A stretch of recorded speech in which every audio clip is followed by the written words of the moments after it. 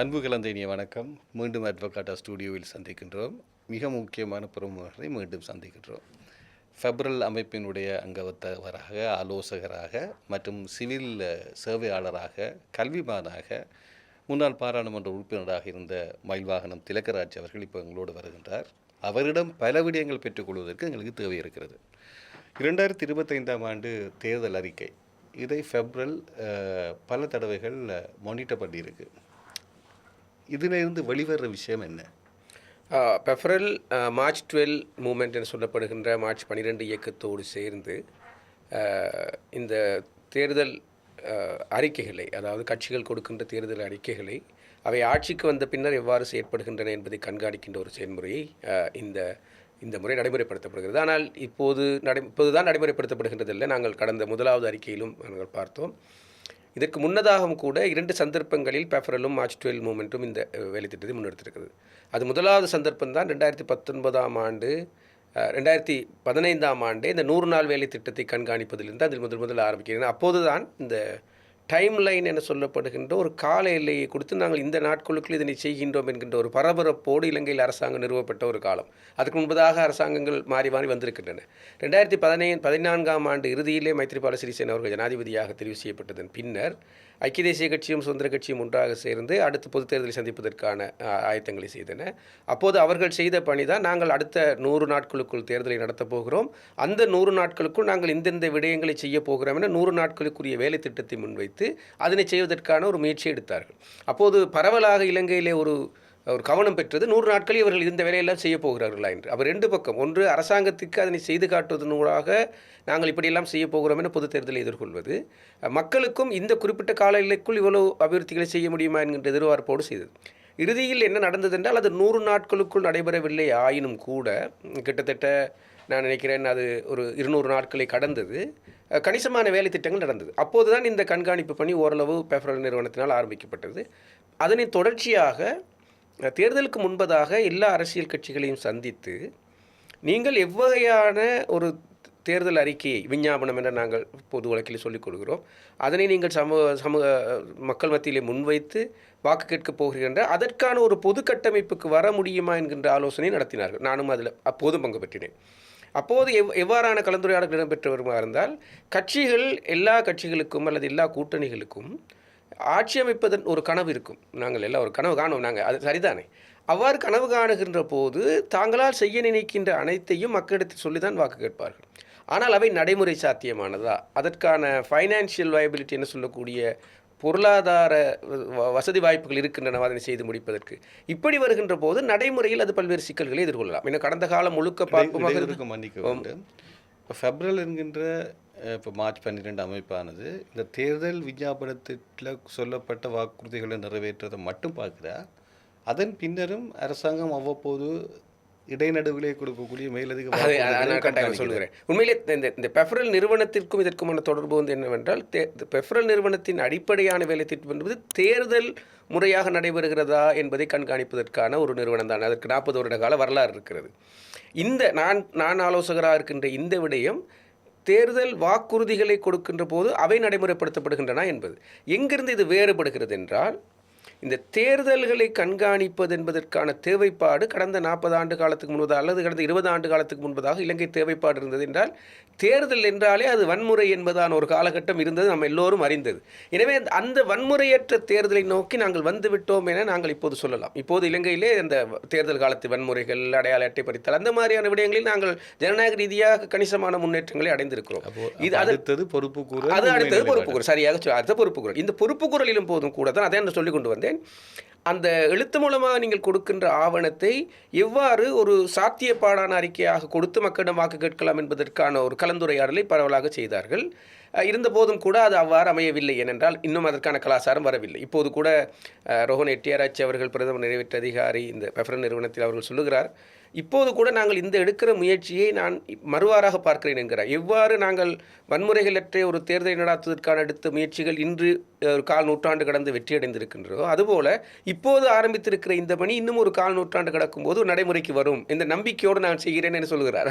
அது ஒரு வகையில் சரிதான். ஏன்னா இது ஒரு கலாச்சார உருவாக்கம் தான். அவன் நான் முதல் கேட்ட கேள்வியை நான் நினைக்கிறேன், இன்னொரு அது இன்னும் 10 போகும். வருஷத்துக்கு பிறகு உங்கள்கிட்ட கேட்கலாம். நிச்சயமாக கேட்கலாம். ஏனென்றால் இப்போதைக்கு நாங்கள் இந்த என்ன கேள்வி என்று தெரியுமா?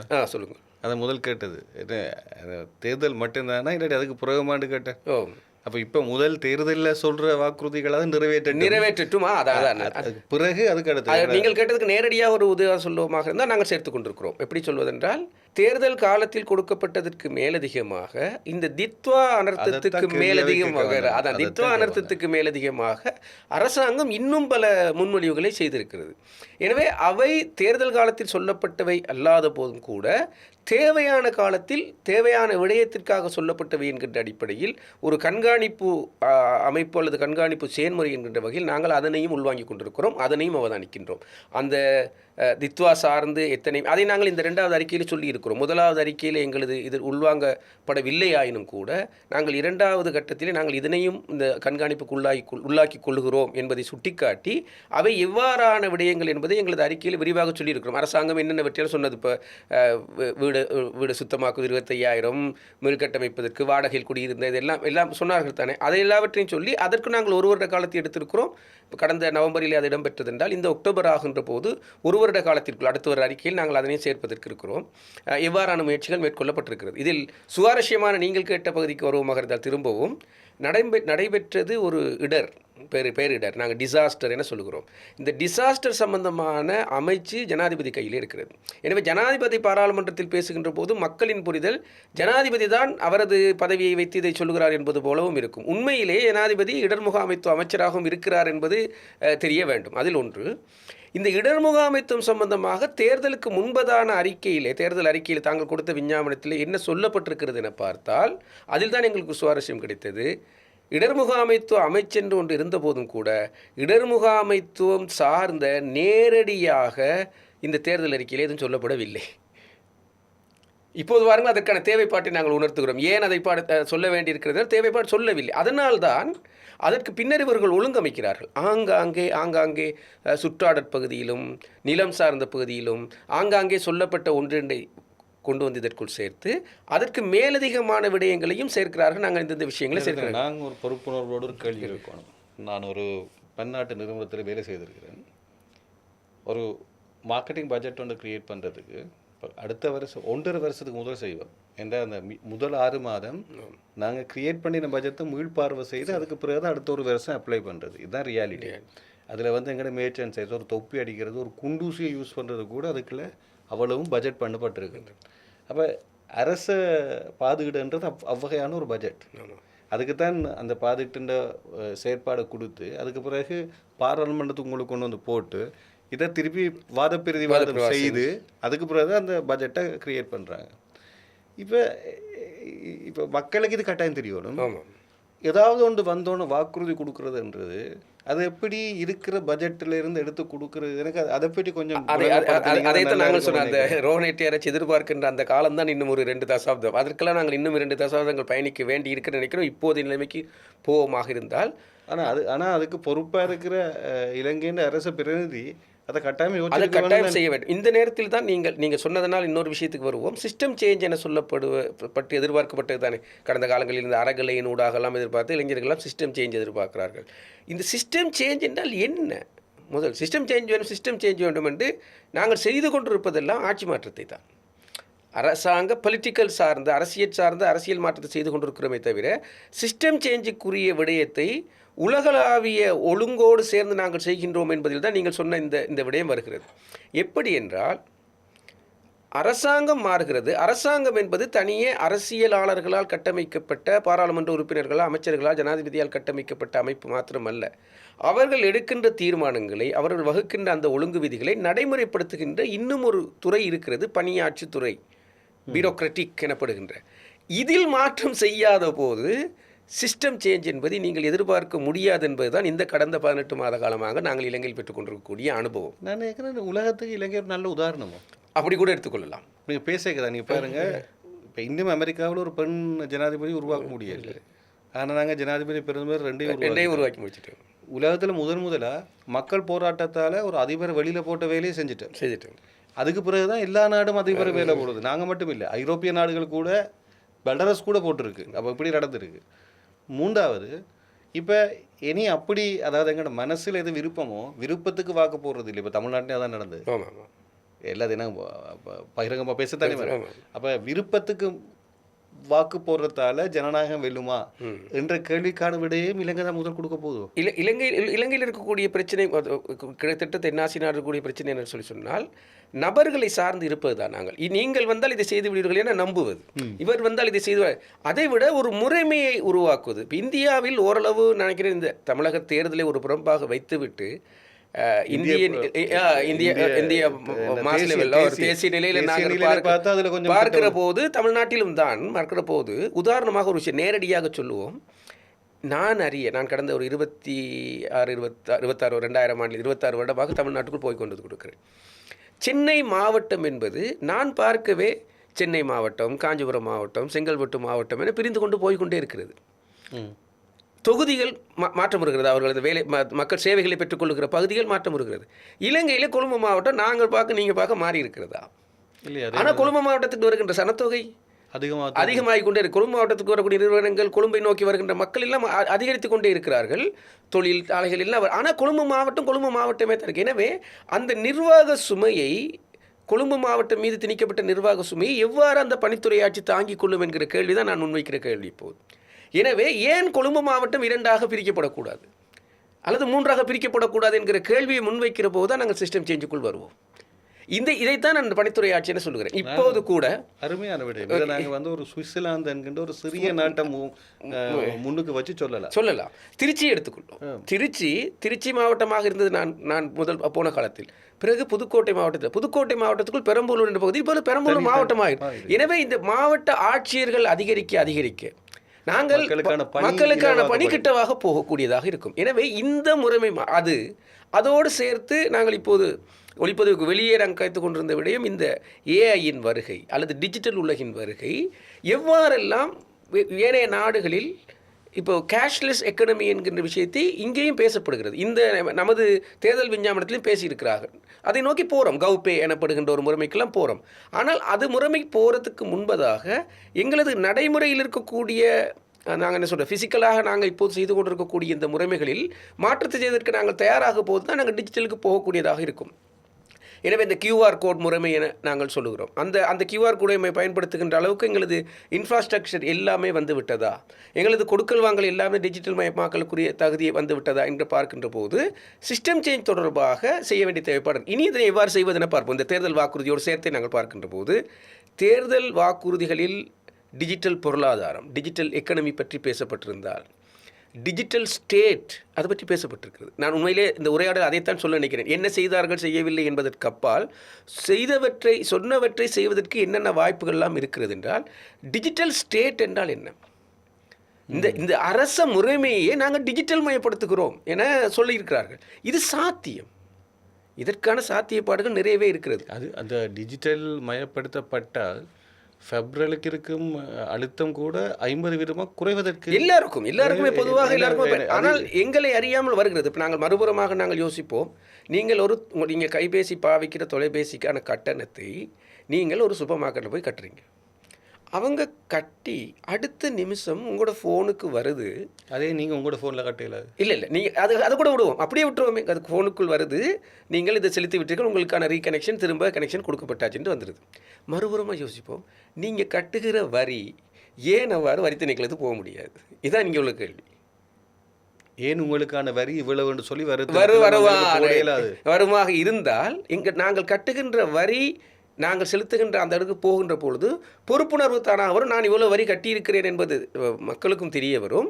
அந்த வரிக்குரிய சேவையை பெற்றுக்கொள்ள வேண்டும் என்ற தேவைப்பாடும் இருக்கிறது. இப்போது நாங்கள் வரி செலுத்துகிறோமா இல்லையா என்பதை தெரியாமலே செலுத்துவதும், வரியை பெற்றுக்கொண்ட அரசு ஸ்டேட் அதை வழங்குகிற சேவையை ஏதோ இலவசமாக கொடுப்பது போலவும், நாங்கள் அதனை இலவசமாக பெற்றுக்கொள்வது போல் அதற்காக இறைஞ்சி நிற்கிற ஒரு தன்மையுமான மனநிலையோடு தான் மக்கள் வாழ வைக்கப்பட்டிருக்கிறார்கள்.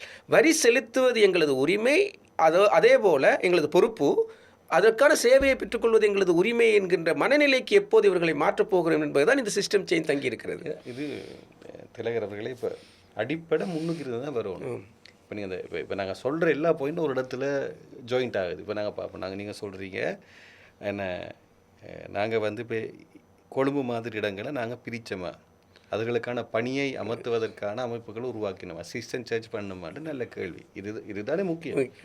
இதில் அதிகம் பாதிக்கப்படுறது நாங்கள் பிரதிநிதித்துவப்படுத்துகிற இடத்தை ஆமாம் சொல்லணும். என்னடா இப்போ நாங்கள் போமே ஒரு நுவரெலியா மாவட்டத்தில் ஒரு இடத்துக்கு போனால் நுவரெலியா மாவட்டத்தில் இருக்கிற கிராம சேவகர் எத்தனை தொகுதியை பார்க்குறார். அந்த கிராம சேவரை பார்க்க போகிறதுக்கு அந்த சாதாரணமாக இருக்கிற அந்த குடியாளருக்கு எவ்வளவு நேரம் எடுக்கிறது. எனக்கு தெரிஞ்சு ஒரு நாள் வேலையாக இருக்கும். சில நேரம் போய் பதிஞ்சு வாரது. நான் இந்த இது போலிகளை நிற்கிறத பற்றி சொல்லலை. வேற போய் கண்டு பதிஞ்சு திருப்பி பயணித்து வாரதுக்கு ஒரு நாள் இருக்கு. ஆமாம். அப்போ இப்படி இதில் எல்லாம் நான் காணக்கூடிய பிரச்சனை தான் இலங்கையில் இதெல்லாம் இடம்பெற்றாலும் கூட இப்போ மாவட்ட எல்லைகள் பிரிக்கப்படாவிட்டாலும் கூட கடைசியாக இலங்கையில் உருவாக்கப்பட்ட அப்படியான தேவை கருதி உருவாக்கப்பட்ட மாவட்டம் நீங்களும் சரியாக வந்தீர்கள். எங்கே தேவைப்படுது? கிளிநொச்சி மாவட்டம். எனவே யாழ்ப்பாண மாவட்டத்தில் தான் இருந்தபோது யாழ்ப்பாணத்தில் கிளிநொச்சியை பிரித்தாலும் தேர்தல்கள் இப்போது ஒன்றாக நடைபெறுகிறது பிரச்சனை. ஆனால் முல்லைத்தீவு, வவுனியா, மன்னார் என்பவை இன்று வரைக்கும் கூட தேர்தல் மாவட்டமாக ஒரு மாவட்டமாக தான் இருந்தது. நான் இப்போ அண்மையிலே ஒரு ஒர்க் ஷாப்புக்கு அங்கே போயிருந்த போது அங்குள்ள இளைஞர்கள் சந்தித்து கேட்டேன். இலங்கையிலே ஒரு தேர்தல் தொகுதி இருக்கிறது, கிழக்கு கரையும் மேற்கு கரையும் சந்திக்கிற தேர்தல் தொகுதி.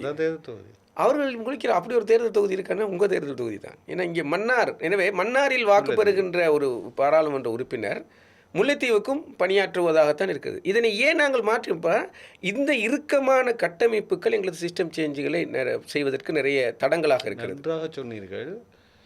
இது வெறுமனே ஒரு கூட்டாக வருவதல்ல. திருவண்ணாமலை உணர்வு ரீதியாக பார்க்கணும். மன்னார்ன்ற வாழ்வியலுக்கும் கிளிநொச்சி முல்லைத்தீவுன்ற வாழ்வியலுக்கும் பெரிய வேறுபாடு. இடையில வவுனியா நான் சொன்னேன் கிழக்கும் எடுத்துக்கொண்டாலே மிகப்பெரிய மாற்றம். அவர்களுடைய உணவு பழக்க வளத்திலிருந்து மிகப்பெரிய மாற்றம் இருக்கு. இதை ஒரு பிரஜை அந்த ஒரு பிரதிநிதி ரெண்டையும் கவனிக்கணும் என்று எதிர்பார்க்கிறேன். அந்த பிரச்சனைகள் வாரது. ஏன்னா அவர் எல்லாத்தையும் பொட்டு வர முடியாது. எனவே புவியியல் ரீதியாக, பொருளாதார ரீதியாக, வள ரீதியாக இருக்கக்கூடிய மாற்றங்களுக்கு ஏற்பாடுகளும் திட்டமிடல் இது எல்லாம் சேர்ந்தது இருக்குது. இங்கே நாங்கள் இன்று கதைக்கின்ற இந்த விஷயத்தை எடுத்துக்கொள்வோமாக இருந்தால் நான் ஏற்கனவே சொல்லி கொண்டு வந்தது போல இந்த அரசியல் கட்சிகளின் கனவுகளில் ஜேவிபி என்கிற கட்சி, அது என்பிபியாக இருந்தாலும் கூட இதற்கு ஒரு பாரிய கனவு இருந்தது. ஒரு 60 வருட கனவு இருந்தது. அந்த கட்சி தொடங்கப்பட்டு 60 வருடங்கள் ஆகிறது. 60 வருட கனவும் 2019ஆம் ஆண்டு பிறகு அது இன்னும் சற்று மெருகேற்றப்பட்டு 2025ஆம் ஆண்டும் என மக்கள் முன்னிலையே 2024ஆம் ஆண்டு மக்கள் முன்னிலையே வைக்கப்பட்டது. எனவே இப்போது இதனை நடைமுறைப்படுத்துகின்ற போது வருகிற சிக்கல் என்ன? நடைமுறைப்படுத்தியிருக்கிறார்கள் என்பதை பார்ப்போம். சில வெற்றிகள் காணப்பட்டிருக்கிறார்கள், குறிப்பிடத்தக்க அம்சங்கள் வந்திருக்கின்றன, அதை பற்றி நாங்கள் பார்க்கலாம்.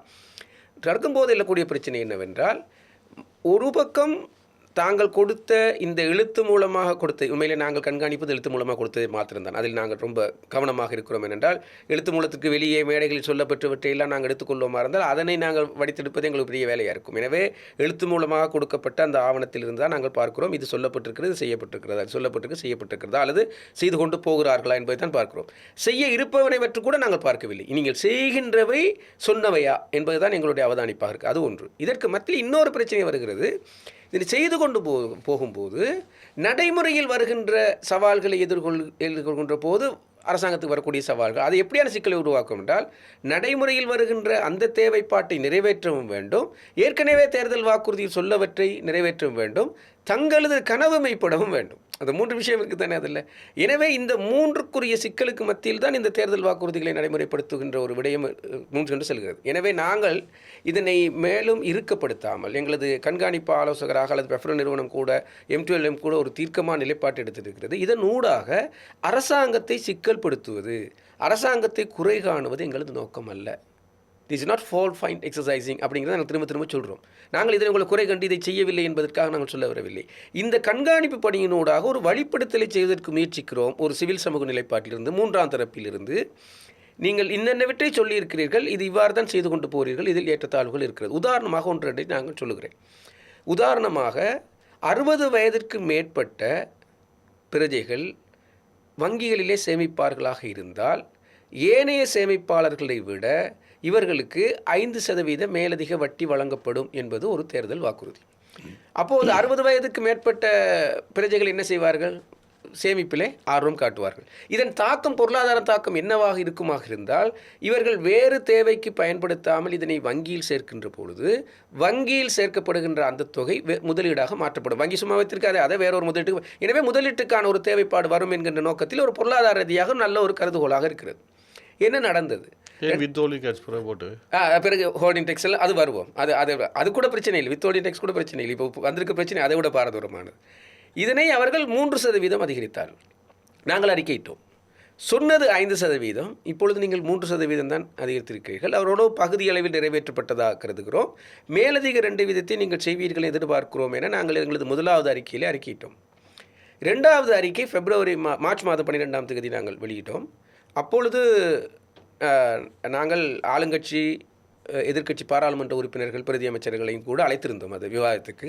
நான் தான் அதை ப்ரெசன்டேஷன் செய்தேன், அறிக்கை செய்தேன். அந்த அறிக்கையின் அடிப்படையில் நாங்கள் உரையாடுகின்ற போது எதிர்க்கட்சியிலிருந்து வருகின்ற டாக்டர் ஹர்ஷடி சில்வா ஒரு குற்றச்சாட்டை என் மீதே வைத்தார். நீங்கள் இதில் அறிக்கையிட்டு இருக்கிறீர்கள் 5% தருவதாக சொல்லி 3% தந்திருப்பதாக உங்களுக்கு தெரியுமா? ஜனவரியிலிருந்து அதை நிறுத்திவிட்டார்கள் என.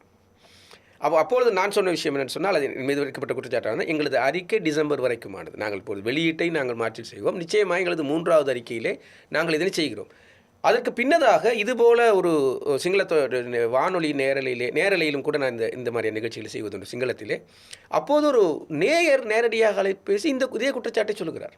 எனவே இங்கே ஒரு நடைபெற்றிருக்க விஷயத்தை பாருங்கள். தேர்தல் வாக்குறுதி ஒன்று வழங்கப்பட்டிருக்கிறது, அது செய்வதாக பகுதியளவில் இன்னும் நிறைவேற்றப்பட்டிருக்கிறது. ஆனால் 1 வருடத்துக்கு பின்னதாக அது மீறப்பட்டிருக்கிறது.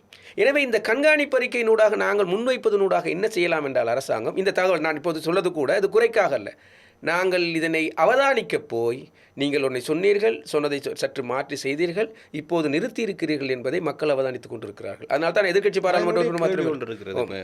நீங்கள் பாராளுமன்ற அங்கத்தவராக இருந்த காலகட்டத்தில் நாங்களும் ஊடகத்தில் பணியாற்றியிருந்தோம். அப்போது ஊடகம் அரசு செய்த ஒரு குறையாக இருந்தாலும் செய்திகளிலே கலவரமாக அடிப்பது வழக்கம்.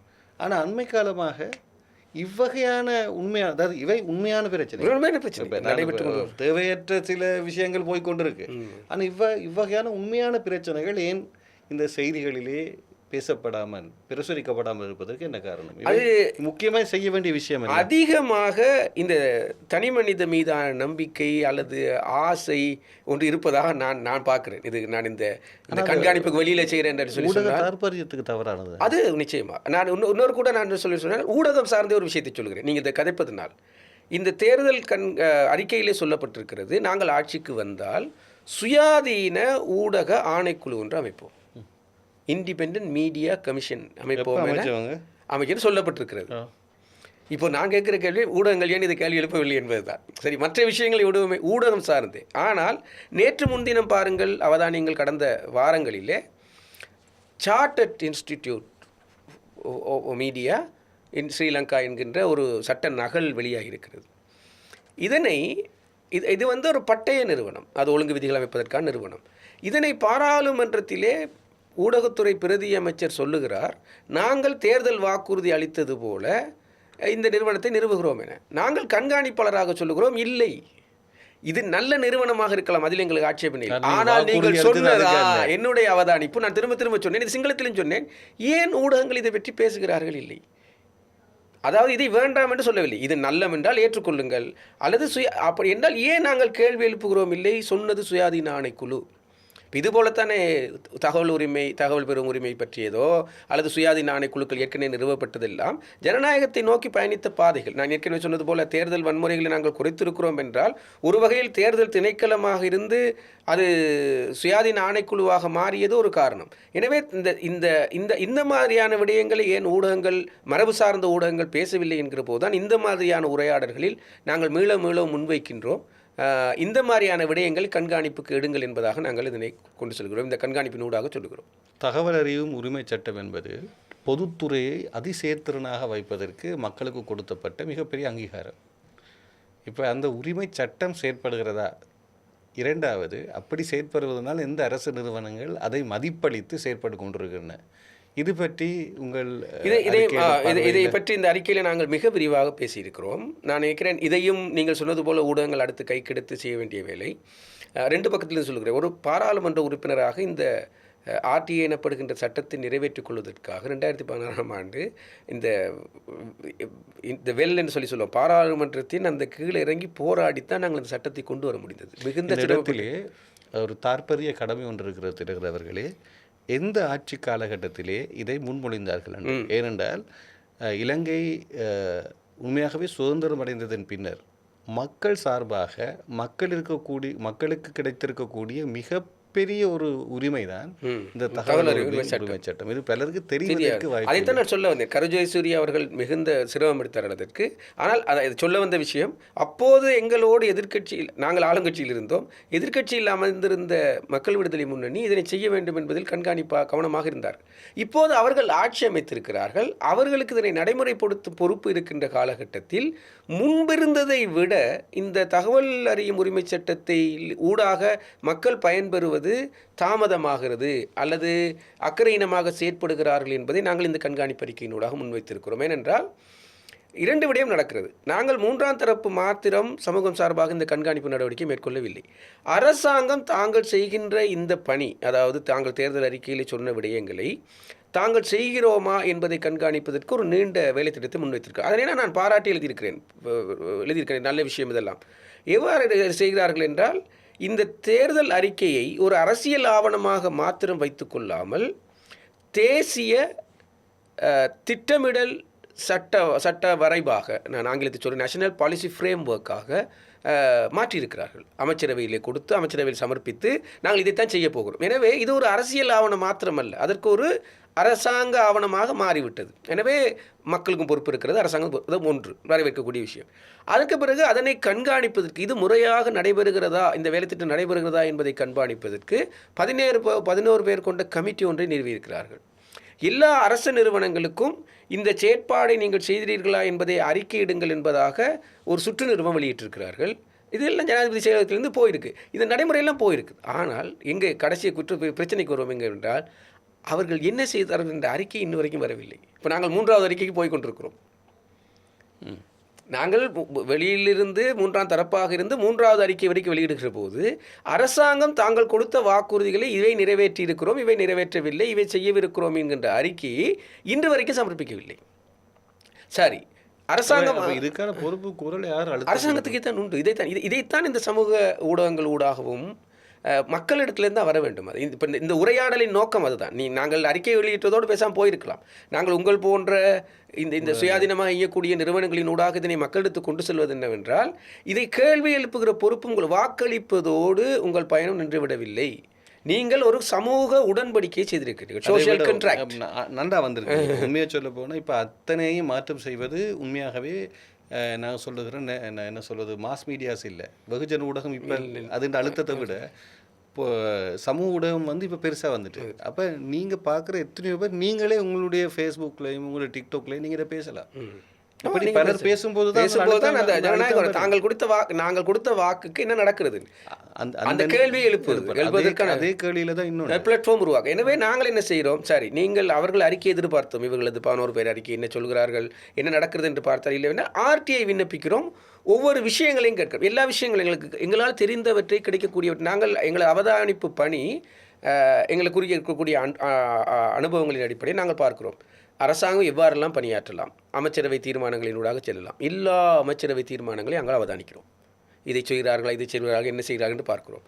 பாராளுமன்றத்தில் சட்டம் இயற்றலூடாக செய்கிறார்களா என்பதை பார்க்கிறோம். நிறைவேற்று அதிகாரத்தை பயன்படுத்தி ஜனாதிபதி செய்கிறாரா என்பதை பார்க்கிறோம். வரவு செலவு திட்டத்தில் ஒதுக்கப்பட்ட நிதிகளினூடாக அமைச்சு மட்டத்தில் இதை செய்கிறாரா, நிறுவனங்களினூடாக இது செய்கிறதா என்பதை எல்லாம் அவதானித்து நாங்கள் எங்களது 2வது அறிக்கை, கொஞ்சம் சற்று பெரிய அறிக்கையும் கூட, 24 அமைச்சுக்கள், 25 அமைச்சுக்கள், ஒரு அமைச்சு அப்போது தான் புதிதாக மாற்றப்பட்டது. 25 அமைச்சுக்களையும் தனித்தனியாக எடுத்து ஒவ்வொரு அமைச்சுக்கும் ஒதுக்கப்பட்ட வாக்குறுதிகள் என்ன, அவை எவ்வாறு மாற்றம் பெற்றிருக்கின்றன, அவற்றை நிறைவேற்றுவதற்காக வரவு செலவு திட்டத்தில் ஒதுக்கப்பட்ட நிதி எவ்வளவு, அது எவ்வாறு பயன்படுத்தப்பட்டிருக்கிறது, அவ்வாறு பயன்படுத்தப்பட்ட போது மக்களுக்கு சாதகமாக பெற்றுக் கொடுக்கப்பட்ட நன்மைகள் என்ன என்பதெல்லாம் விழாவாரியாக விளக்கமாக ஒவ்வொரு அமைச்சுக்கும் நாங்கள் தந்திருக்கிறோம். இப்போது இந்த உரையாடலூடாக நான் சொல்ல வருவதெல்லாம் இந்த கட்டமைப்பை பற்றி நாங்கள் சொல்லுகிறோம். உங்களுக்கும் நாங்கள் தரலாம். அந்த அறிக்கையில் நீங்கள் இந்த உரையாடலுக்கு மேலதிகமாக உங்கள் தளங்களில் பயன்படுத்தலாம். அதில் நாங்கள் எந்த விதமான காப்பிரைட்ஸும் எங்களுக்கு இல்லை. இது ஒரு ஓப்பன் டாக்குமெண்ட்டாக நான் கொடுக்குறோம். மக்களுக்கு தெரியப்படுத்துங்கள், நீங்கள் கேட்டது, நீங்கள் சொன்னவற்றில் இவை தான் நடந்திருக்கிறது, இப்படி தான் நடந்திருக்கிறது. இதை பற்றி உரையாடல் கோருவதன் மூலமாக என்னவென்றால், நாங்களே உருவாக்கி கொண்ட இந்த ஜனநாயக கட்டமைப்புக்குள் ஒரு குறிப்பிட்ட குழுவினரிடம் ஒரு 5 ஆண்டு காலத்துக்கு கொடுக்கிறோமே தவிர ஒட்டுமொத்தமாக இந்த நாட்டை யாரிடம் நாங்கள் கொடுத்து விடவில்லை. அதனை திரும்ப பெறுவதோ அல்லது கொடுத்தவர்களிடம் இருந்து உரிய உரிமைகளையோ சலுகைகளையோ சேவைகளையோ பெற்றுக்கொள்வது மக்களுக்குரிய பண்பு. இதுதானே ஜனநாயகத்தின் பண்பு. இதற்கான ஒரு உதவுகரமாகத்தான் இந்த கண்காணிப்பு பணி நடக்கிறது என்கின்ற அடிப்படையில் எங்களது இந்த செயல்முறை பயிற்சி என்பதை நாங்கள் ஒவ்வொரு விதமாக விட்டு அறிக்கையிட்டு நாங்கள் இந்த விஷயத்திலே நாங்கள் சொல்லுகிறோம். போக்குவரத்தை எடுத்துக்கொள்வோம். போக்குவரத்து எடுத்துக்கொண்டால் நடந்திருக்கக்கூடிய நல்ல விஷயங்களை நாங்கள் எடுத்து காட்டியிருக்கிறோம். முன்பு இந்த ஆட்சி வருவதற்கு முன்பதாக நீங்கள் முச்சக்கர வண்டி 3 வீலில் போனால் அது பொது போக்குவரத்தா இல்லையா? இப்போ பஸ்ஸில் போனால் பொது போக்குவரத்து, அது எங்களுக்கு தெரியும். பஸ் என்ன பொது போக்குவரத்து. இப்போ நீங்கள் டாக்ஸி வாகனத்தில் போகிறீங்க, அது தனியார் போக்குவரத்து. அது தனியாக. ஆனால் அது நீங்கள் 4 பேர் இப்போ ஓட்டோவில் போய்க்குள்ள 3 பேர் 4 பேர் சேரும். பாடசாலை மாணவர்கள் போகிறது அப்படின்னா பொது போக்குவரத்துக்குள்ளே வரணும். ஆனால் சட்டப்படி ஏற்பாடு இருக்கவில்லை. அதை நாங்கள் சொல்ல தானே வேண்டும். இந்த அரசாங்கம் அவ்வாறான வாகனங்களையும் பொது போக்குவரத்துக்களை கொண்டு வந்திருக்கிறார்கள். சட்டம் இயற்றப்பட்டிருக்கு. எல்லோ வராது. சட்டம் இயற்றப்பட்டிருக்கிறது. சட்டம் இயற்றப்பட்டிருக்கிறது. நம்ம அப்போ நாங்கள் இந்த சட்டத்தை நாங்கள் புரிந்து கொள்ள வேண்டும். இந்த அரசாங்கம் இப்படி ஒரு வேலை செய்திருக்கிறார்கள். ஆனால் நல்ல விஷயத்தை நாங்கள் சொல்லுகிறோம். இப்படி ஒரு விஷயம் சட்ட ஏற்பாடுகளின் ஊடாக நடந்திருக்கிறது என்பது தொடர்பாக. அதே போல் இந்த லோ ஃப்ளோ பஸ்ஸஸ் என சொல்லக்கூடிய இந்த அடித்தள பஸ் பாவனை அது சொல்லப்பட்டிருக்கிறது. இப்போது நடைபெற்று மெட்ரோ பஸ் இப்போது அண்மையில் ஸ்வீடன்ல இருந்து இது எலக்ட்ரிக் பஸ் கொண்டு வராங்க. அதுவும் ஒரு வரவேற்கத்தக்க விஷயம். எரிபொருள் தட்டுப்பாடுலும் கூட அது எலக்ட்ரிக் ட்ராம் மாதிரியான போன்ற விஷயம். ஏன்னா வெளிநாடுகளுக்கு போகும்போது நாங்கள் இதில் அனுபவிக்கிறோம். இப்படி சொல்லிக்கதான் இந்த இடத்துல இதை கேட்க தவறு. அதே மாதிரி தானே அரசு பிடிஏ நிப்பாட்டுன்னு சொல்லி வந்துச்சு. அதையும் நாங்கள் சுட்டி காட்டியிருக்கோம் நிச்சயமாக. ஆனால் இன்றைக்கு அது பெரிய அளவில் பேசப்படுகின்ற பொருளாக இருக்கிறது. அதை நாங்கள் சுட்டி காட்டியிருக்கோம். ஆனால் அதுவும் சிறுபான்மையினர் அதிகம் பேசுறதுனால அதுவும் வலுவற்று போகுமோ இல்லை. இப்போது பெரும்பான்மையினர் பேசுகிறார் என்பதுதான் எனக்கே ஒரு ஆச்சரியம். இப்போது பரவலாக பேசப்படுகின்ற ஒரு நபர், சிறைச்சாலைக்குள் வைக்கப்பட்டிருக்கிற ஒரு நபர், அரசாங்கத்தின் முன்னே பதவியில் வைத்த ஒரு நபர், அவரே சொல்லியிருக்கிறார் இந்த பயங்கரவாத தடை சட்டத்தை நீக்க வேண்டும் என்று சொன்னால் தனக்கு வந்தால் தானே தலைவலி, எதிர்கட்சிகள் எல்லாம் ஒன்றா சேர்ந்து தனக்கு வந்தால் தான் தலைவலி என்றதாக இந்த பிடிஏ உண்மையிலேயே ஒரு தற்காலிக சட்டம். பயங்கரவாத தடை சட்டம் இது ஒரு தற்காலிக சட்டமாக தான் கொண்டு வரப்பட்டது. பிறகு அது நாட்டில் பிரச்சனை தான் நிர்வகிக்கப்பட்டது. அது அது அந்த சட்டத்தின் கேள்வி என்னென்ன, இந்த பயங்கரவாதத்தை இப்போ எப்படி நீங்கள் வரையறைப்படுத்துவீங்க? அதற்கு இவர்கள் ஒரு முயற்சி எடுக்கிறார்கள். இல்லை, நான் சொல்றது முயற்சின்றது இல்லை. இப்போ இது ஒரு கொஞ்சம் பாரதூரமானது தெரிகிறவர்களே. இப்போது நீங்கள் இருந்த காலகட்டத்தில் கூட சில விஷயம் உங்களுக்கு செய்ய முடியாது. ஏனென்னா அந்த வடிவத்தை கொண்டு வர்றதுக்கு பயங்கரவாதம் என்பதற்கு எதையுமே பேசுபவர்கள் கொண்டு வரலாம். பிறகு இன்னும் ஒரு உத்தி ஈஸ்டர் தாக்குதலை கைப்பற்றினாங்க. அதில் இந்த பயங்கரவாதத்தை ஷிஃப்ட் பண்ணினாங்க. Shifting, it's a basic shifting. அதை வச்சுக்கொண்டு இஸ்லாமிய சகோதரர்களை பாதிக்கிற மாதிரியான ஒரு அமைப்பை கொண்டு வந்தாங்க. இப்போ இந்த அரசு அதை எல்லாத்தையும் நிப்பாட்டி ஒன்றும் இல்லைன்னு தானே விலகலம் பேசிச்சு. இப்போ எது பயங்கரவாதம்ன்றது முதல் வரைவிலக்கப்படுத்தினா தானே அந்த ஆக்டை நீங்கள் செயல்படுத்தலாம். அதுதான் அரசாங்கத்தின் வேலை. இந்த அரசாங்கம் என பாராளுமன்றத்தில் உட்கார்ந்து செய்ய வேண்டிய வேலையே இதற்கான வரைவிலக்கத்தை உருவாக்குது. ஒரு காலத்தின் வரைவிலக்கம் இன்னொரு காலத்தில் சமூகவியலில் பொருந்தாது. அது நான் சமூகவியலில் படிக்கிறோம். என்ன அது அந்த மாதிரியான விஷயங்களில் எது பயங்கரவாதம் பிரிவினைவாத சார்ந்ததா இதாங்கிற விஷயங்களே செய்ய வேண்டியிருக்கு. இப்போது இந்த அரசாங்கம் என்ன செய்தது என்றால், அரசாங்கம் நேரடியாக சொல்லி இருக்கிறது இந்த தேர்தல் அறிக்கையிலே, தாங்கள் ஆட்சிக்கு வந்தால் ரிப்பீல், நாங்கள் இந்த பிடிஏ என்கிற சட்டத்தை எடுப்போம், நீக்குவோம் என சொல்லியிருக்கிறது. ஆனால் என்ன செய்து கொண்டிருக்கிறார்கள் என்பதை மக்களுக்காக நாங்கள் சொல்கிறோம். நீங்கள் கேட்குற கேள்வி போல இதுக்கு பதிலாக என்ன செய்கிறார்கள் என்றால், ரணில் விக்ரமசிங்க ஜனாதிபதியாக இருந்த காலத்திலே மாற்று சட்டம் ஒன்றை கொண்டு வருவதற்கான ஒரு முயற்சியை எடுத்தார். அதற்கு ஒரு குழுவை அமைத்தார். ரேன்ஸ் அரசகுலரத்ன என்கிற ஒரு சட்ட அறிஞரின் ஊடாக அந்த குழு நியமிக்கப்பட்டது. அவர் ஒரு அறிக்கை சமர்ப்பித்தார். இவர்கள் வந்த பிறகு அந்த அறிக்கையை மீளவும் ஆய்வு செய்து தங்கள் தரப்பில் கொண்டு வருவதற்கான ஒரு வேலை செய்து கொண்டிருக்கிறார்கள். எனவே பிரச்சனை என்னவென்றால், இந்த சட்டத்தை நீக்குவதாக சொன்ன வாக்குறுதிக்கு என்னவாயிற்று என்பதுதான். இல்லை, நீங்கள் இதை அவதானிச்சிங்களோ தெரியல. இப்போ இந்த பிடிஏ இருந்தால் தான் ஏனைய இப்போ மக்கள்கிட்ட சொல்லிட்டு வந்தது ஊழல் நிறைந்த ஆட்சியை நிறைவு கொண்டு வருவோம், எல்லாரையும் நாங்கள் சிறைவாசம் அனுபவிக்க செய்வோம், இது சொன்னவே. ஆமாம். இப்போ அப்படி சிறைவாசம் அனுபவிக்க சொல்வதற்கு சாட்சியம் சரியாக இருந்தால் தான் அதுக்கான செயற்பாடுகளை செய்யலாம். சரியா இல்லையானது ரெண்டாவது பட்சம். என்னென்னா அது மாண்புக்குரிய உயர் நீதிமன்றமும் நீதிமன்ற அறிக்கைகளும் செயற்படுத்த வேண்டிய, அதை பற்றி நாங்கள் பேச இயலாது. ஆனால் இன்னொரு பக்கம் இருக்குது, அரசு இதை வச்சு அழுத்தம் செய்யணுமா இருந்தால் ஏதாவது ஒரு முறையில் அவர்களை பிடிச்சி உள்ளுக்கு போகிறதுக்கு ஒரு சட்டம் தேவை. அதைத்தான் அப்படிதான் இந்த சட்டம் இப்போதைக்கு பயன்பட்டு கொண்டு இருக்குது. அது இது தொடர்பாக கேள்வியை நாங்கள் பரவலாக எழுப்ப வேண்டியது. அப்போ அரசு பயங்கரவாதம் என்று சொல்லலாமா? அல்ல, அப்படித்தானே சொல்லுகிறாள். இப்போது அந்த நீங்கள் அந்த சொல்ல அப்படி பயன்படுத்துவதனால் நான் இன்னொரு உதாரணத்தை சொல்லுகிறேன். அரச பயங்கரவாதத்துக்கு எதிரான சட்டத்தை, அரசுக்கு எதிரான பயங்கரவாதத்துக்கு சட்டம் மட்டும் தான் இன்னொன்று கொண்டு வருகிறார்கள். நான் முந்தி படிச்சிருந்தேன் என்னென்ன, அரச மரக்கூட்டு தாபனம் ரெண்டையும் முண்டாச்சு எடுத்தீங்கன்னா அரச மரக்கூட்டு. அதை மாதிரி இந்த சொல் இப்படி சொல்லுதோ அப்படித்தான் இந்த சட்டத்தை புதிதாக கொண்டு வருகிற டிராஃப்டே அப்படித்தான் இருக்கிறது. அது தொடர்பான கருத்துக்களை எல்லாம் மக்கள் பொதுமக்களிடத்திலாம் கோரியிருந்தார்கள். எனவே மறுபக்கம் பாருங்கள், நீங்கள் சொல்வதனால் அதனை சொல்கிறேன், அதனை இப்படி அர்த்தப்படுத்தலாம் தானே. மக்களுக்கு பாதகம் தரக்கூடிய பயங்கரவாத தடை சட்டத்தை நீக்குவதாக சொன்ன ஒரு அரசியல் அமைப்பு தாங்கள் ஆட்சியை கைப்பற்றியவுடன் அல்லது அரசை கைப்பற்றியவுடன் அரசை பாதுகாப்பதற்கான சட்டமாக அதனை எவ்வாறு மாற்றிக்கொள்கிறது என்பதாக இப்பொழுது வேலை நடக்கிறதாக எங்களுக்கு தெரிகிறது. அப்படித்தானே புரிந்து கொள்ள வேண்டியிருக்கிறது. அப்படி என்றால் ஜனாதிபதி முறையையும் திரும்ப அடுத்த கட்டத்துக்கு இன்னொரு வாக்குறுதி. அது ஜனாதிபதி முறையை நீக்குவோம் என்பது இன்னொரு வாக்குறுதி. ஆனால் கடந்த வாரம் ஒரு அமைச்சர் சொல்லுகிறார், நீங்கள் எல்லாம் எதிர்க்கட்சிகளை பார்த்து சொல்லுகிறார், அது அவருடைய அரசியல் வசனம். ஆனாலும் நான் இதோடு ஒப்பிட்டு பார்க்குறேன். நீங்கள் எல்லாம் கனவு காண்பது போல இல்லை, 2029 அனுரகுமார தான் ஜனாதிபதி என்று சொல்கிறார். நான் உடனே என்னுடைய தொழில் இது அல்லவா, என்னுடைய கேள்வி வைக்கிறது, அப்போ நீங்கள் கொடுத்த வாக்குறுதி நிறைவேற்ற மாட்டீங்க. என்ன நிறைவேற்ற அதிகார ஜனாதிபதியை நீக்குவோம், நிறைவேற்ற அதிகார முறைய ஜனாதிபதியை நீக்குவோம் என சொல்லிவிட்டு ஆட்சிக்கு வந்துவிட்டு 2029 நாங்கள் தான் ஜனாதிபதி என்றால் மிக சுலபமாக கொடுத்த வாக்குறுதி நீக்க சரி. அதனை சுட்டி காட்டியிருக்கிறோம். அதனை எவ்வாறெல்லாம் சுட்டி காட்டியிருக்கிறோம் என்றால், நான் மிக சுவாரஸ்யமாகவும் நான் அந்த ப்ரெசன்டேஷன் டைமில் சொன்னேன், புத்தகத்திலே சொல்லப்பட்டிருக்கிறது. முதலாவது, பிறகு 1-2 அமைச்சர்கள் பாராளுமன்றத்தில் இதை சொன்னார்கள், நாங்கள் இதை கட்டாயம் நிறைவேற்ற ஜனாதிபதி இல்லாமாக்குவோம் என. அதற்கு அடுத்த கட்டத்திலே பிரதமர் ஹரிணி அமரசூரிய அவர்களும் பாராளுமன்றத்திலே சொன்னார்.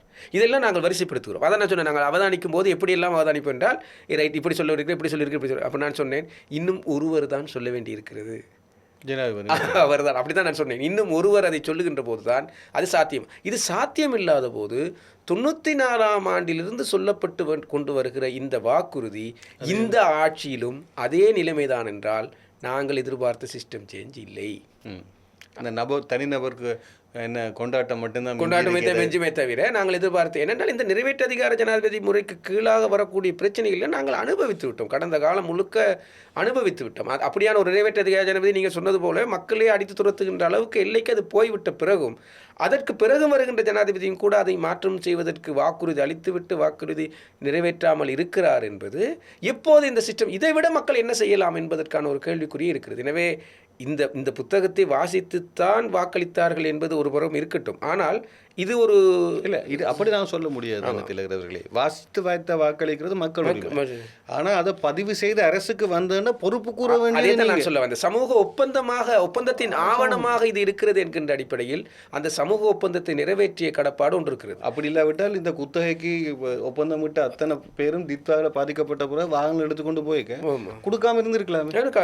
அதான் அது என்ன மக்களுக்கு ஒரு சட்டம், அரசு கண்ட இன்னொரு சட்டம் இருக்க முடியாது. நிச்சயமாக இப்போ அமைச்சர்களின் எண்ணிக்கையை மாற்றுவது, இப்போ சில நேரங்களில் சில வாக்குறுதிகள் எனக்கு அது முன்கூட்டியே அதுக்கு ஒரு பெரிய எதிர்ப்பு இருந்தது. அது யாரும் புரிஞ்சு கொள்ளிடம் இல்லை. சிஸ்டம் என்றது அரச நிறுவனத்தில் இருக்கிற ஒட்டுமொத்த அதிகாரிகள், அங்கே செய்கிற வேலையாட்கள், கூலிக்கு, அதாவது நாங்கள் வேதனம் ஒன்று இருக்கிறது, கூலி என்று இருக்கிறது. அரச கூலி ஆட்களும் பலர் இருக்கிறார்கள். இப்போ நாங்கள் சொல்லுவோம், ரயில்வே திணைக்களத்தை பொறுத்தமட்டில் கூலி செயற்பாடுகளில் கூட இருப்பவர்கள் கூட வேஜஸ். இப்படி பார்த்தா இத்தனை அமைப்புகளுக்கும் கொடுக்கறது தான் அரசு இயந்திரம். 200 இப்போ நாங்கள் 150 பேரில் 50 பேரை குறைச்சிட்டேன்னு சொல்லி இந்த மொத்த இயந்திரத்தின் செலவில் எத்தனை வீதம் குறையும் என்று சொல்லுங்கள். 2 விதமாக அதை நான் சொல்ல பார்க்குறேன். ஒன்று, இந்த சட்டங்கள் இயற்றுகின்ற போது ஒரு சில விஷயங்களை செய்திருக்கிறார்கள். குற்றம் சார்ந்து கிரிமினல் வழியில் ஏதாவது பணம் சம்பாதிக்கப்பட்டிருமாக இருந்து அவர் கைது செய்யப்பட்டிருக்குமா இருந்தால் அந்த வகையில் சம்பாதிக்கப்பட்ட பணத்தை அல்லது அவர் சொத்தை அரசாங்கத்துக்கு மீளப் பெறுவதற்கான சட்டம் இயற்றப்பட்டிருக்கிறது. பறிமுதல் செய்தது. பறிமுதல் செய்து அது சட்டம், அது நல்ல விஷயம், நல்ல விஷயத்தை நாங்கள் பேசுவோம், அதை பற்றி செய்யப்பட்டிருக்கிறது. அது அந்த அதை சொல்லுவோம். அதுவல்ல, நீ கூலி விஷயத்துக்கு வருவோம். நான் கேட்குறேன், இப்போ என்ன பாராளுமன்ற உறுப்பினர் அமைச்சரவை பதவியை குறைக்கணும் இல்லை, இப்போ நான் கேட்க வரேன், அந்த அந்த அமைச்சரை குறைச்சிட்டோம் என்ன நடந்திருக்கு, நல்ல பக்கத்தையும் சொல்லிவிட்டு வருகிறேன். அதான் இதே நல்ல விஷயம். ரெண்டாவது, நீங்கள் கூலி என்று சொன்னதன் காரணமாக 2024ஆம் ஆண்டு அனுரகுமார் திசாநாயக்க அவர்கள் ஜனாதிபதி பதவிக்கு வருவதற்கு முன்பதான காலப்பகுதியில் இலங்கையின் அடிப்படையில் ஒரு நாட்கூலிக்குரிய தொகை குறைந்தபட்சம் 380 ரூபாய் தான் இருந்தது. அதனை மாற்றியமைத்து 2025ஆம் ஆண்டு 1020 ரூபாவாகவும் 2026ஆம் ஆண்டு ஆகும்போது 1200 ரூபாவாகவும் மாற்றியிருக்கிறார்கள். நல்ல விஷயம்.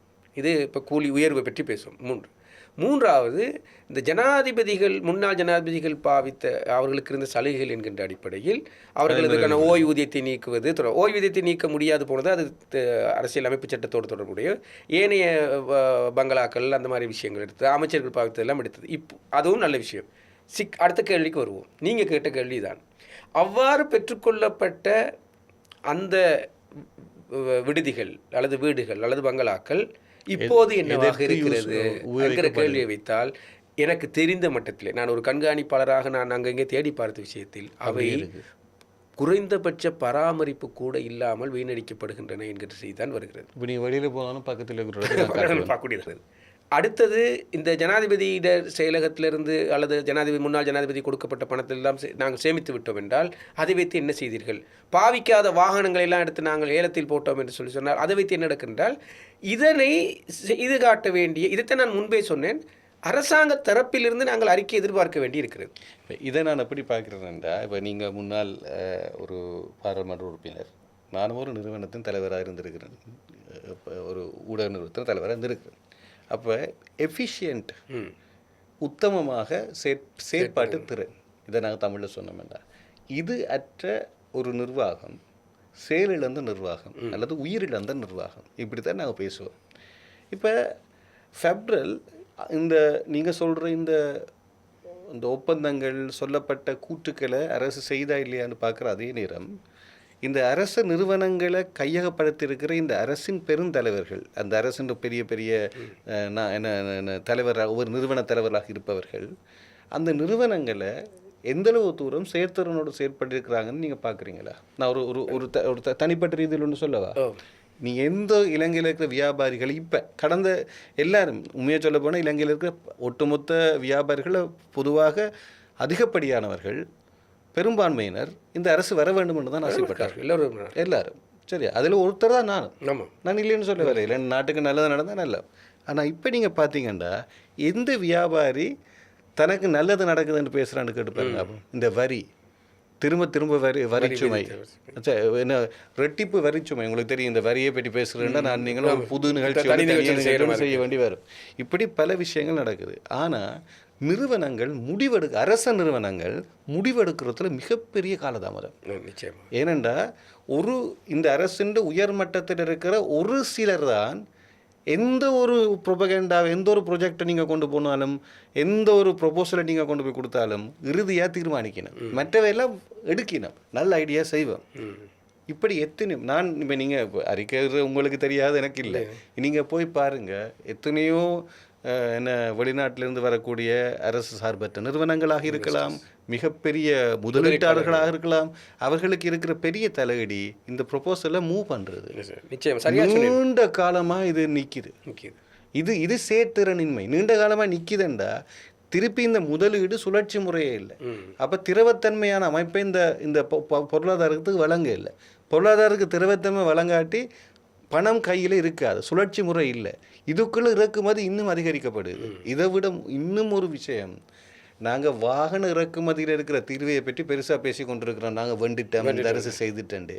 ஒரு சாதாரணமாக சீனி, உருளைக்கிழங்கு, பருப்பு, இந்த மூன்றும் ஒரு வாரத்துக்கு இறக்குமதி செய்கிறதுல வர வரி ஒரு 2 மாத வாகன இறக்குமதியே கூட என்றது எத்தனை பேருக்கு தெரியுமா? தெரியாது. அது ஜிடிபி படித்தவங்களுக்கு தான் உள்ளது.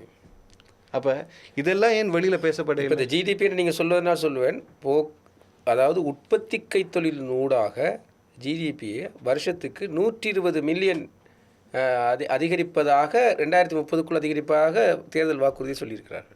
அப்படி ஒன்றுமே இல்லை. நாங்கள் தான் இப்போ நீங்கள் சொன்னதுனாலையும் நாங்கள் அறிக்கையில் சுட்டி காட்டுறோம். நீங்கள் வருடாந்த அறிக்கை எடுத்து பார்த்தீங்கன்னு சொன்னால் ஒவ்வொரு அமைச்சிடையும் ஹைலைட்டட் மேட்டர். இப்போ நீங்கள் சொன்ன அந்த எஃபெக்டிவ்னஸ் எஃபிஷியன்சிக்கு உருவமாக இருந்தால் நாங்கள் 6 கிரைட்டீரியாஸ் 6 நிர்ணயங்களை நாங்கள் வைத்து தான் இந்த அடிப்படையில் இந்த இவாலுவேஷனை செய்வது. இந்த முதல் 3ஐத்தான் முதல் காலப்பகுதிக்கு எடுத்திருக்கிறோம் என்று சொன்னால், முதலாவது ரிலவன்ஸ், அதாவது நீங்கள் கூறியவற்றுக்கும் நீங்கள் செய்கின்ற நடவடிக்கைகளுக்கும் தொடர்பு இருக்கிறதா, ரிலவெண்ட்டாக அதுக்கு சம்பந்தம் இருக்கிறதா என்பது தொடர்பாக அவதானித்து நாங்கள் அந்த ரிலவன்ஸ் பெர்சன்டேஜை சொல்கிறோம். அமைச்சரவைக்கு செல்லுகின்ற போது ஏறக்குறைய 24% தான் ஹைலி ரிலவெண்ட்டாக இருக்கிறது, 24%. ஏனைய 23% இருக்கிறது ஓரளவு. அப்படி பார்க்கின்ற போது கிட்டத்தட்ட 50% அதில் சொல்லவற்றை செய்வதற்கான அமைச்சரவை தீர்மானங்கள் எடுக்கும்போது அவர்கள் செய்கிறார்கள் என அறிக்கையிட்டிருக்கிறோம்.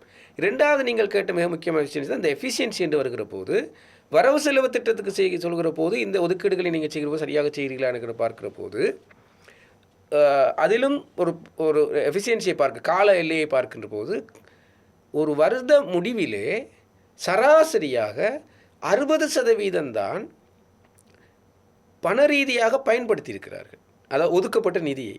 ஏனையவை திரும்பவும் திரைசேரிக்கு போயிருக்கிறது. அது ஒரு சரியான பராமரிப்பு இல்லை. அதாவது எஃபிஷியன்சி நீங்கள் கேட்ட கேள்விக்கு அதான் பதில். அப்போ இதை நாங்கள் கேள்வி எழுப்புகிறோம், இவ்வாறு திரும்பி செல்வதற்கான காரணம் என்ன?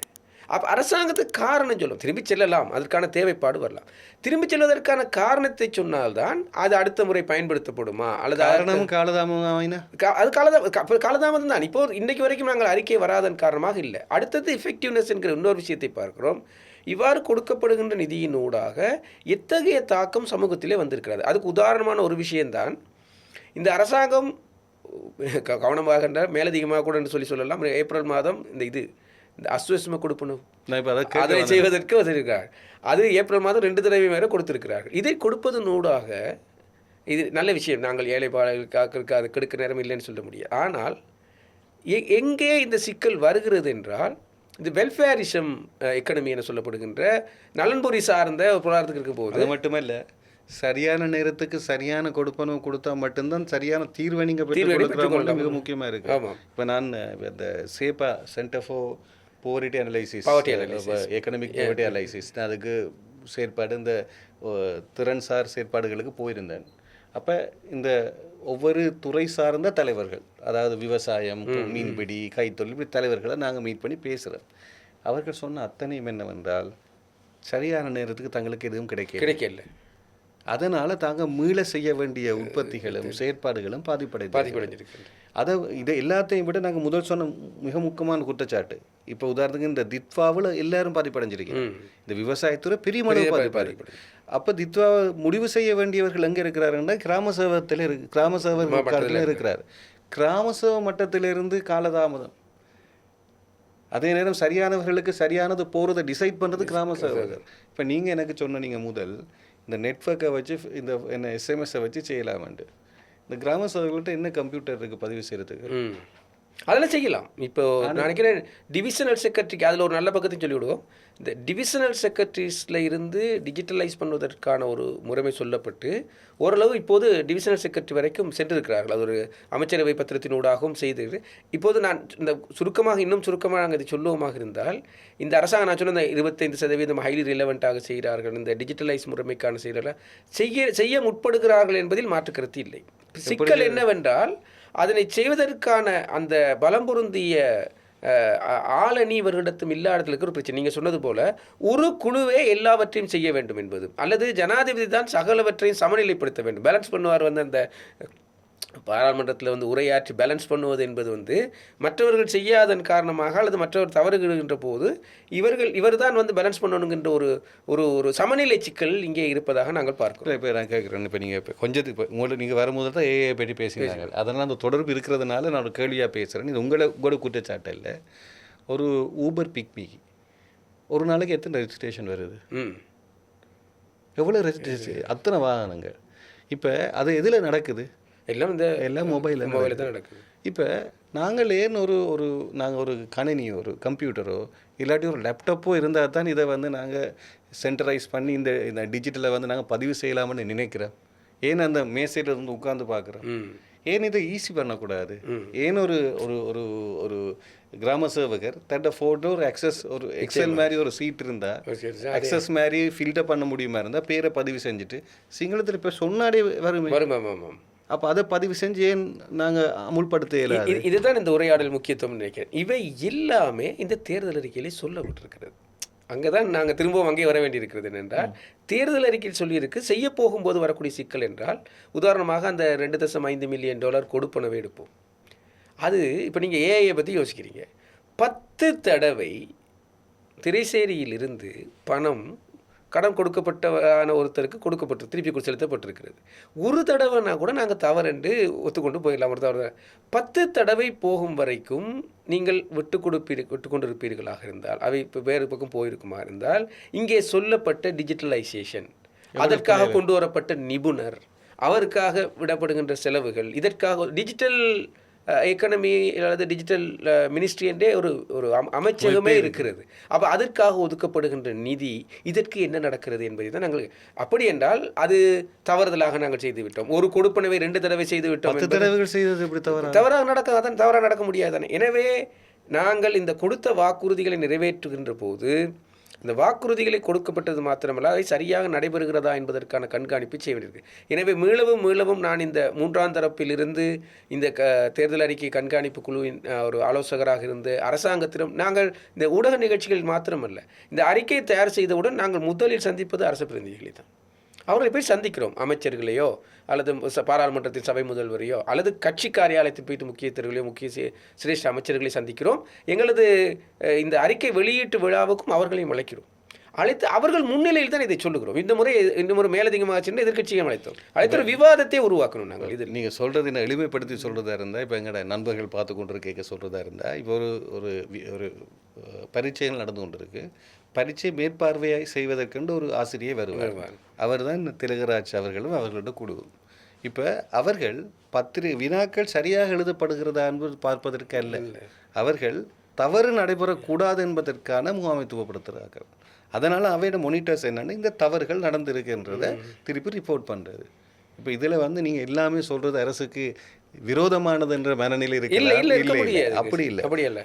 உங்களுக்கு, எனக்கு, ஏன் திலகராஜுக்கும் கூட அரசு இப்படித்தான் செய்ய போகிறோன்ற உத்தரவாதத்தை தேர்தலுக்கு முதல் கொடுத்துருக்கு. ஆனால் அந்த உத்தரவாதத்தை செயற்படுத்த இல்லை என்றதை மொனிட்டர் பண்ணி இந்த ஃபெப்ரல் அமைப்பும் மற்றது மார்ச் 12 அமைப்பும் எங்களுக்கு தரவு கொடுத்துருக்கு.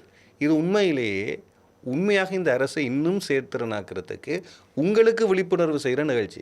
நிச்சயமா அதான் உண்மை. அதான் சொன்னேன், இந்த உரையாளுக்கு மேலதிகமாக கூட நாங்கள் இந்த டாக்குமெண்ட்ஸ் கூட நான் தரலான்னு சொல்கிறதுன்னு சொன்னால், இதில் விழிப்புணர்வு பெறுவோம். இதன் ஊடாக இந்த தேர்தல் காலத்தில் அலைக்காக வாக்களிப்பது, தனி மனித ஆகர்ஷிப்புகளால் வாக்களிப்பதிலிருந்து வெளியே சென்று பேட்டர்ன். இப்போ நானும் உங்களை மாதிரி ஒரு தான் சில வேளைகள் எங்களோட ஒத்த வயதாக இருந்தபடியாக எங்களோட பேட்டர்ன் அப்படி யோசிக்கிறதோ தெரியல.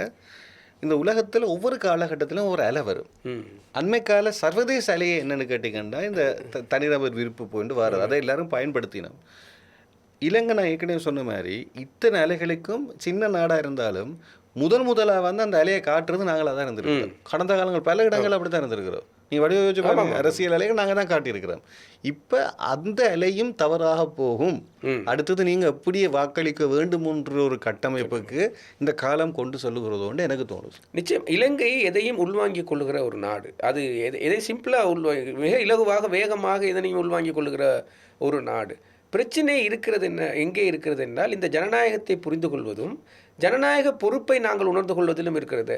அவருக்கு வாக்களித்து விட்டோம், அவர் வந்து விட்டார், அவர்தான் செய்ய வேண்டும் என வாழாவிருப்பதா, அல்லது நாங்கள் வாக்களித்த பிறகு இதனை கண்காணிப்போடு இருந்து அந்த பொறுப்போடு செயற்படுவதா என்பது நிலையில் பார்க்கின்ற போது அதில் ஒரு மந்தநிலை இருப்பதாக தெரிகிறது. அதற்கு தான் நாங்கள் இந்த விசில் ப்ளோவர்ஸாகவோ அல்லது வேற ஒரு மாடல்லையோ நாங்கள் இதை செய்ய வேண்டி இருக்கிறது. இதனை விமர்சனமாக பார்க்க, அது விமர்சனம் வரும், ஆனால் நிறைகளையும் சொல்லுகிறோம், குறைகளையும் சொல்ல. எனவே நாங்கள் சொல்லுகின்ற போது இதனை சரிப்படுத்துகின்ற ஒரு கல்ச்சர், ஒரு கலாச்சாரத்துக்கு நாங்கள் வருகின்ற போது தான் நிச்சயமாக நாங்கள் எங்கள் ஜனநாயகத்தின் உண்மையான வெற்றி அது மக்களுக்கு திரும்ப கிடைக்கின்ற போது தான், அந்த வாக்களிப்பின் பெருவேறு மீள கிடைக்கின்ற போது தான் என்பதை அதன் அடிப்படையாக வைத்துக் கொண்டு தான் நாங்கள் இந்த தொடர் கண்காணிப்பை மேற்கொண்டு வருகிறோம். இந்த நேரம் திலகராஜ் அவர்களை பற்றி சொல்ல வேண்டிய கடமை எனக்கு இருக்கு. நீண்ட காலமான ஒரு சகோதரர், ஆரம்பத்தில் அவர் சமூக செயற்பாளராக தன்னுடைய சமூகத்துக்காக போராடியவர். அவர் தன் சமூகத்தினுடைய உண்மையான அடையாளத்துக்காக நூல்களை வெளியிட்டவர். ஒரு மிகவும் கற்றுத்தேர்ந்த ஒரு பட்டதாரி, அதுவும் மிகவும் பின்தங்கின இடத்திலிருந்து தானாகவே கல்வி கற்று இலங்கையின் தலை சிறந்த பல்கலைக்கழகத்துக்கு வந்து சேர்ந்தவர். ஆகவே சிறு வயதிலே பொறுப்புணர்வு உள்ள ஒருவர். அதன் பின்னர் சமூக விருப்பம் என்பதன் காரணமாக சமூகவியலிலே வந்து தான் ஒரு கட்சியை, அதாவது ஒரு புதுமையான கட்சியின் மூலமாக உண்மையிலே தன் சார்ந்தவர்களை தனக்கு ஒரு நியாயத்தை கொடுக்க முடியும் என்ற நம்பிக்கையில் வந்தவர். அப்போது கூட நாங்கள் பல தடவைகள் இனம் கண்டிருக்கிறோம், நேர் கண்டிருக்கின்றோம். நீங்கள் சொன்னால் நம்ப மாட்டீர்கள் நண்பர்களே, அவர் வந்த வாகனம் கூட அவர் பெரிதாக மாற்றவில்லை. அப்போது எனக்கு இப்போதும் ஞாபகம் இருக்கிறது. தனது குழந்தைகளை கூட தன்னுடைய வாழ்க்கை முறை மாதிரி எளிமையாக வளர்க்கும் ஒருவர் இப்போது கூட இந்த செயற்பாட்டில் இருந்து சொல்லி கொண்டிருக்கிறார் என்றால், இதை பற்றி அது குறிப்பாக நூலாசிரியர், பேச்சாளர் போன்ற அமைப்புகள் இருப்பதனால்தான் எளிய தமிழிலே இவ்வளவு ஆழமான விஷயத்தை இலகுவகங்களுக்கு உங்களோடு உரையாடி எடுத்துக்கொள்ளக்கூடியதாக இருக்கிறது. இது உண்மையில் நிகழ்ச்சியின் ஆரம்பத்தில் கூற வேண்டும். கூறியிருந்தால் ஏன் என்று நீங்கள் யோசிப்பீர்கள். அதனால் நிகழ்ச்சி முடியும் போது கூறும்போது அதுக்கான உண்மைத்தன்மை புலைந்து. நன்றி கஜமோகன். இது என்னுடைய இயல்பு. நான் இப்படித்தான் இது ஒரு பொறுப்பானவராக இருக்க வேண்டும் நினைக்கிறேன். இதை நாங்கள் நான் இப்போ M12M இன்று சம்மந்தப்படவில்லை. 2015ஆம் ஆண்டு இலங்கையில் இயங்கக்கூடிய முக்கிய சிவில் சமூகங்கள் எல்லாம் ஒன்று சேர்ந்து நீங்கள் பாராளுமன்றத்திலும் இருக்கிறீர்கள். இல்லை, பாராளுமன்றத்தில் நான் வருவதற்கு முன்பதாகவே 2015 மார்ச் மாதம் 12 அதான் அந்த மார்ச் 12 இயக்கம். அப்போதே அதை நான் சொல்ல வேண்டும் நீங்கள் சொல்வதனால, இந்த கிளீன் பாலிட்டிக்ஸ் என்பது 2015ஆம் ஆண்டே உருவாக்க வேண்டும் என்கின்ற கலாச்சாரத்தை சிவில் சமூக அமைப்புகள் முன்வைத்தன. அது 2025ஆம் ஆண்டு ஆகும்போது அரசியல் ரீதியாக மக்கள் மயப்பட்டிருக்கிறது என்பது வேறு விஷயம். இன்னும் 10 ஆண்டு முன்பதாக அந்த திட்டம் தொடங்குகின்ற போதே நாங்கள் வெளியிலிருந்து பார்க்குற நல்ல ஒரு விஷயத்தை முன்வைக்கிறார்கள், நாங்கள் இதில் பங்கு பெற்ற முடியுமா என்கின்ற கேள்வி இருக்கும்போது 2015ஆம் ஆண்டு இறுதியாகும் போது நான் பாராளுமன்றத்துக்கு சென்றதன் பின்னர் இந்த மார்ச் 12 மூமெண்ட்டின் கிளீன் பொலிட்டிக்கலுக்கான பாராளுமன்ற உறுப்பினர்களின் ஒரு அமையத்தை நாங்கள் உருவாக்கி அதற்குள் சேர்ந்து எப்படியெல்லாம் நாங்கள் இதனை சரிப்படுத்தலாம் என்பதற்கான முயற்சியை மேற்கொண்டு தான் கமிட்டி மட்டத்திலே, குழு மட்டத்திலே நிறைய கலந்துரையாடல்கள் செய்தான் இந்த தொடர்ச்சியாக நாங்கள் இயங்கி வருவது. அந்த தருணம் நீங்கள் உங்களோட மாறுதல் செயற்பாடுகளுக்கேற்ற வகையிலேயே பாராளுமன்றம் இருந்தது. நல்லாட்சி இப்போது கூட நான் அதை எதிர்பார்க்கிறேன். ஏனென்றால் 159 பேரோடு கொண்ட பாராளுமன்றம், இந்த மாதிரியான செயற்பாட்டில் வந்த ஜனாதிபதி, இவர்கள் இருக்கின்ற காலகட்டத்தில் கூட நாங்கள் இந்த எல்லைகளை அடைய முடியாது போனால் நாங்கள் எப்போது அடைவோம் என்கின்ற ஒரு கேள்விதான். அந்த ஆதங்கம் தான் இப்போதைய நாங்கள் முன்வைப்பதற்கெல்லாம் எனவே நாங்கள் முன்வைப்பதெல்லாம் நீங்கள் எடுக்கக்கூடிய தீர்மானம் எதையும் எடுக்கக்கூடிய முழுமையான வாய்ப்பை மக்கள் வழங்கியிருக்கிறார்கள். உங்களுக்கான அந்த சுதந்திரம் இருக்கிறது. பாராளுமன்றத்தில் யார்டையும் கெஞ்சி இருக்கிறது, தங்கி இருக்க வேண்டிய அவசியம் இல்லை. இப்போ நீங்கள் ஹீரோவாகலாம். எனவே அதை நான் இன்னொரு இறுதி கட்டத்தில் இன்னொன்று சொல்லுகிறேன். இந்த தேர்தல் அறிக்கையை நாங்கள் இன்னும் ஒரு விதமாகவும் ஆய்வு செய்திருக்கிறோம். நாங்கள் 3வது அறிக்கையின் போது நிச்சயமாக அதை பற்றி உரையாடுவோம். இதெல்லாம் நடைமுறைப்படுத்துவதற்கு பணம் தேவைதானே, அந்த நியாயத்தையும் புரிந்து கொள்ளத்தானே வேண்டும். நிச்சயமாக பணம் தேவைப்பட்ட வாக்குறுதிகள் எத்தனை, பணம் குறைந்த அளவிலோ அல்லது பணம் இல்லாமலோ செய்யக்கூடிய மாற்றங்கள் எத்தனை என்பதில் நாங்கள் ஆய்வு செய்து கண்டுபிடித்திருக்கோம். இப்போதை கிட்டத்தட்ட நாங்கள் ஒரு சாதாரணமாக சொல்வதாக இருந்தால் 1/3 பங்கினை செய்வதற்கு அரசாங்கத்துக்கு பணமே தேவையில்லை. அது செஞ்சிச்சு நம்ம அதைத்தான் இப்போது கேள்வியாக முன்வை. அதான் 3வது அறிக்கையில் நாங்கள் வைக்கிறோம். நாங்கள் இப்போது அனலைஸ் பண்ணிவிட்டு நாங்கள் தனித்தனியாக இப்போது நான் 2வது அறிக்கை முறை 3வது அறிக்கையில் இப்போ கடுமையாக பணியாற்றி கொண்டிருக்கிறேன். அதில் ஒவ்வொன்றாக சொல்கிறோம். இந்த குறிப்பிட்ட விஷயத்தை செய்வதற்கு அரசாங்கத்துக்கு பெரும் பணம் தேவையில்லை, இதனை ஒரு ரெகுலேஷன் ஊடாக செய்யலாம். அப்படியான கொடுத்த வாக்குறுதிகளை நாம் செய்து சொன்னால், தேசிய மக்கள் சக்தியிடம் மக்கள் எதிர்பார்த்தது அதைத்தான். நீங்கள் பெரும் பணத்தை கொண்டு வந்து கொட்டி பாரிய அபிவிருத்தியை, நெடுஞ்சாலைகளை, கட்டடங்களை அமைக்க வேண்டும் என்ற எதிர்பார்ப்பு மக்களிடத்தில் இல்லை என்றால், ஏற்கனவே கடந்த காலங்களில் அவை செய்யப்பட்டிருக்கின்றன, அவை ஊழல் இடம்பெற்றிருக்கின்றன என்பது எல்லோருக்கும் தெரியும். எனவே நீங்கள் அதை செய்யவில்லை என்பதற்காக உங்களை யாரும் குறை சொல்லப் போவதில்லை. நீங்கள் நியாயமாக சொல்லலாம், அந்தளவு பணப்பிரச்சனை இந்த நாட்டில் இருக்கிறது, என்னால் நாங்கள் வங்குரோத்து நிலைக்கு சென்ற நாடு. ஆனால் முறைமை மாற்றத்தை நோக்கி நாங்கள் இந்தந்த மாற்றங்களை செய்தோம் என்கின்ற ஒரு பட்டியலை இந்த அரசாங்கத்தினால் நிச்சயமாக செய்ய முடியும். நாங்கள் அடுத்த உரையாடலுக்கு நான் வருகிற போது அவை என்ன என்கின்ற பட்டியலையும் கூட நாங்கள் உங்களுக்கு தருகிறோம். இப்பொழுது தீவிர கண்காணிப்பில் இருக்கிறோம். எனவே அந்த முயற்சியினூட அது கூட நாங்கள் செய்ய முன் வருவது 2ஆம் ஆண்டு நிறைவிலே இந்த அரசாங்கம் எங்களுக்கு பணம் தேவை, அப்படித்தான் இதனை செய்யலாம் என்கிற நிலைப்பாட்டில் இருந்து வெளியே வந்து பணம் இல்லாமல் நாங்கள் இந்தந்த விஷயங்களை செய்யலாம் என்பதை எடுத்து கூறுகிறோம். இவற்றை செய்யுங்கள். அதில் பிடிஏ வருகிறது, அதில் இந்த இன்னொரு தகவல் சார்ந்த இன்னொரு சட்டங்கள் வருகிறது. இது போலப்பட்ட கல்விக் கொள்கை, கல்வி இப்போ கல்வி மறுசீரமைப்பை இவர்கள் செய்து கொள்ள முயற்சித்தார்கள். கல்விக் கொள்கை பற்றி செய்யவில்லை என்பதை வலியுறுத்திய பிறகு, நாங்கள் 2வது அறிக்கையில் தீர்க்கமாக வலியுறுத்திய பிறகு, நேற்று முன்தினம் பார்த்தேன் ஒரு அறிக்கை வந்திருக்கிறது. தகவலுக்காக சொல்லுவோம், கல்விக் கொள்கையை உருவாக்குவதற்கான ஓப்பன் அப் செய்திருக்கிறார்கள். கல்வி அமைச்சின் இணையதளத்துக்கு போய் நீங்களும் உங்களது ஆலோசனை. இப்போ நீங்கள் சொன்னபடியாக சொல்கிறேன். இப்போ இது ஒரு அன்னளவாக 10 மாதத்துக்கு முன்னர், ஒரு வருடத்துக்கும் 10 மாதத்துக்கும் இடைப்பட்ட காலகட்டத்திலே அட்வொகேட்டாவை நீங்கள் பார்த்தீர்களா தெரியும். இந்த கல்வி மாற்றத்துக்கு செயற்பட்டவர்கள் அத்தனை பேரையும் நாங்கள் கோஆர்டினேட் பண்ணி கூப்பிட்டு பேசியிருக்கோம். அவர்கள் சொன்னார்கள் 1 மாதம் 2 மாதத்துக்குள் இது மாறுவதற்கு உண்டு. இப்போது 10 மாதங்கள் ஆகிடுது. அதான் செய்யலாம், கொள்கை தாமதம்னு சொல்ல. கொள்கை மாற்றத்தை செய்வது, அந்த கொள்கை மாற்றத்தை உள்வாங்கி வேலைகளை செய்வதற்கான வேலையை செய்கிறோம். ஒரு விடயத்தை நாங்கள் அவதானிக்கிறோம். ஈராக நான் சொல்வதென்றால், எங்களது அறிக்கை வேலை செய்கிறது. அரசாங்கத்துக்கு இந்த தகவல் போகிறது, எங்களை நாங்கள் அவதானிக்கிறோம். இந்த விஷயங்களை அவர்கள் உள்வாங்குகிறார்களா என்கின்ற போது நிச்சயமாக இருக்குது, ஆரோக்கியமான விஷயம். அது நேரடியாக சொல்கிறார்கள் இல்லை, இவர்கள் சொன்னதுனால எங்களுக்கு தேவையும் இல்லை, அது அவசியம் இல்லை. எங்களுக்கு தேவை கடைசியாக அரிசி வர வேண்டும் என்பதுதான். அதை எப்படி நடந்துவிட்டது தேவையில்லை.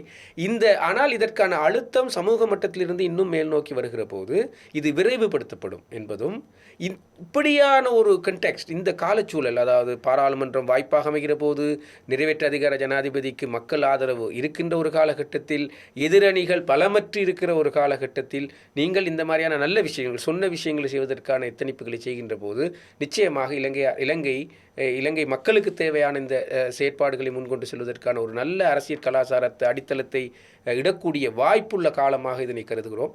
இந்த உரையாடல்களுக்கு கூடாகவும் கூட நான் திரும்பவும் சொல்வதான, அரசாங்கத்தின் குறைகளை சுட்டி காட்டுவதற்கப்பால் எந்தெந்த இடங்களிலெல்லாம் சரி செய்து கொண்டு முன்னோக்கி செல்லலாம் என்பதற்கான காலம் கணிந்திருக்கிறது. இந்த காலத்தை சரியாக பயன்படுத்துவோம் என்பதுதான் எனது கருத்தாக இருக்கிறது. இலகுவான ஒரு முடிவுக்கு அடித்தளமிட்டீர்கள். நன்றி திலகராஜ் அவர்களே. நன்றி. மீண்டும் அட்வொகேட்டா ஸ்டுடியோவில் சந்திப்போம். நன்றி.